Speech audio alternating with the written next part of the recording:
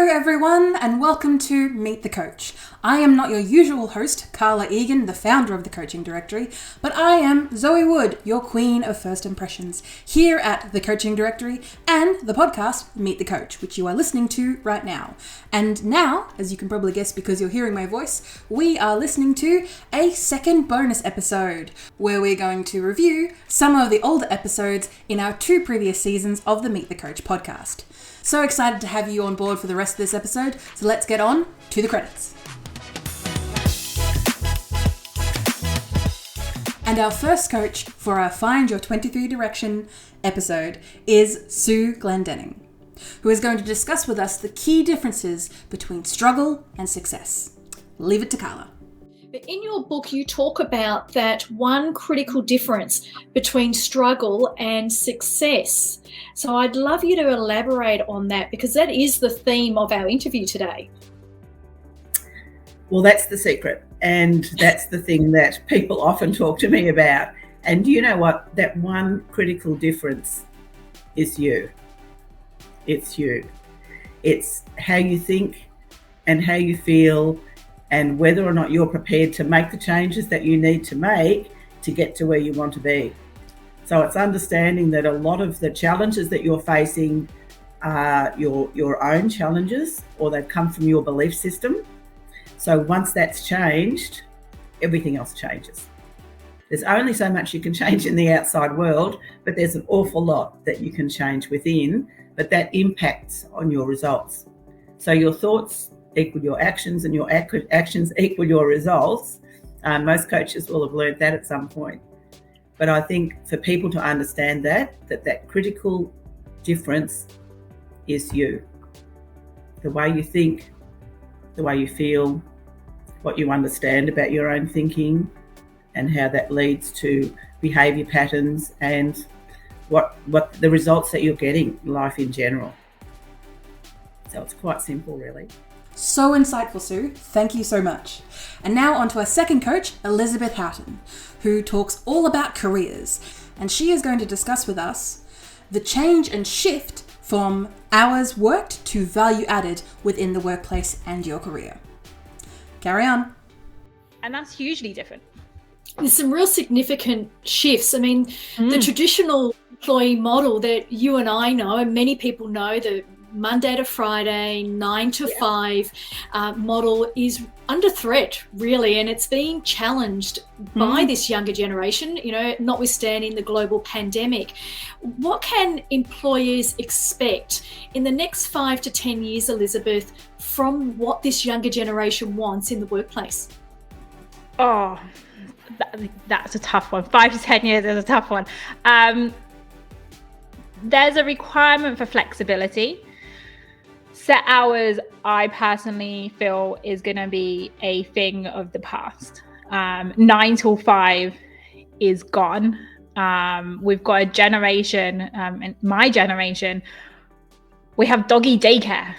We send our dogs to daycare I'm sure we send our children to daycare as well, but we have a generation of people who are younger, who still have the same ties and the commitments of, okay, well, doggy daycare opens and shuts, and people want to be at home with their pets, or they want to be able to take their pets to the office. They don't want to not have that environment or where they're working. So 9 to 5 is over. I believe people want a huge amount of flexibility in how they work. People want to work when it is best for them. Now, that doesn't mean they don't work and they're lazy, but it means they've worked out when is the best time for them to work. Like, we have night owls, we have early morning people, or you have people like, I love 9 till 5, like not that rigid structure, but I'm not going to get up at 4 o'clock in the morning and start working, and I'm not going to be working at 10 o'clock at night. I like working in daytime hours. But with that, you pop off to the gym when they're open, and you go and get coffee with friends, and there's just this employers are going to need to have a level of trust that they have never had in their team members before, because it's going to be working from home. People aren't going to be connected on Teams or Slack or whatever chat function. people have in the workplace between set hours. People are going to drop in and drop out, and the requirement to lead is going to need to be based on output, not physical hours of activity. Well said. I'm seeing that shift. I live along the surf coast of Victoria in Australia, and I know people want to go out in the surf when the surf's up, and happy to work back late at night to get the job done. So yeah, it is a real trend with people wanting to have that work-life integration. It's not really a balance now, it's integration, isn't it? Yeah, I'm glad you didn't say balance, because I don't actually think there's such thing as a work-life balance. We just have life, right? We are a whole person. We don't have a work us and a home us. We are one person, and our lives are messy and they are complicated. But we have all of these different things to do, right? So we have our health and wellness to look after. We have work, right? Work is an important part. Whatever work may look like for you, we all need money. It's what makes the world go round. So let's not overestimate that. But there's now this growing desire to ensure work fits with someone's core values, what they want out of life, their lifestyle. So instead of fitting what we used to class as home around work, it's now that need to kind of fit work around home and work around what works for us, instead of employers saying, hey, this is it. This is the blank sheet of paper. These are your lines. It's now more of a negotiation of, you know what? On a Monday, I want to get up and I'm going to go swimming in the sea. So I'm not going to start work until 9:30. But I'm cool to work past that, like past 5. I will work the hours. And it's having those conversations. And it's maybe, you know what, on a Wednesday, I want to go have coffee and breakfast with my girlfriends in the morning. I'm not going to be at my desk until 10, but I'm going to work till 7 or 8 at night to get something done. And it's starting to have those conversations and having leaders who actually know how to lead in that environment and know how to measure effectiveness, because effectiveness is no longer how many hours you're at your desk. It is around what it is you manage to achieve and the value you manage to add to the role in which you're doing. Are you adding the right amount of value? It needs to not matter at what hours of the day that value is added. And the last coach to find your 2023 direction for this episode is Anthony Wood. Anthony is going to discuss with us the systems that make the world go round, because we all need systems and we all need to make them happen.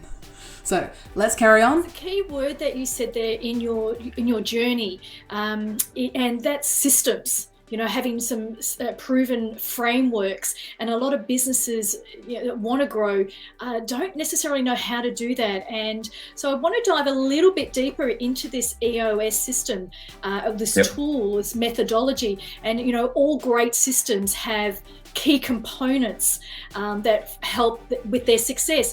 Can you take us through that? Can you talk us through this tool and how you've applied it in your business and how you apply it with business owners as well? Sure thing, sure. So at its heart, every business has 6 key components. And to the degree in which you are strong across each and all of those 6 components will ultimately determine whether you succeed or fail as a business. So first off, it's vision. It's getting clarity on your vision. And that's not just you as the entrepreneur, you as the founder, or someone in the senior decision maker in the business. Everyone has their own interpretation of a vision that may or may not have been shared. So when we get that vision crystal clear across everyone's mind, they all seeing the same thing, all of a sudden we can begin to channel all of the human energy in the business, getting us all heading in the same direction. Because there's one thing for us to actually have a shared vision, but or a clear vision, but we need to make sure it's actually shared by everyone across the entire organization. Because when you've got that, That's how you start to get really strong on the vision component of your organization.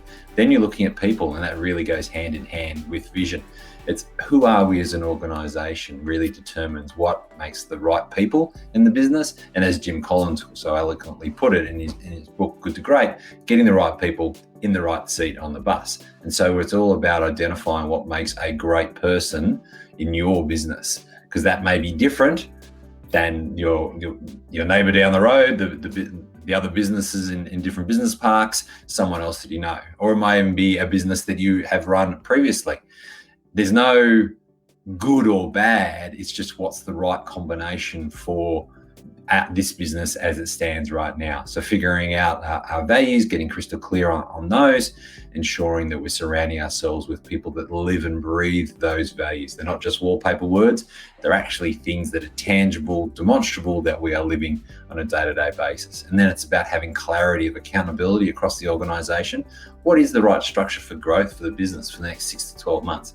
Getting that crystal clear and making sure that we're then putting the people that we've got in our business into the right seat.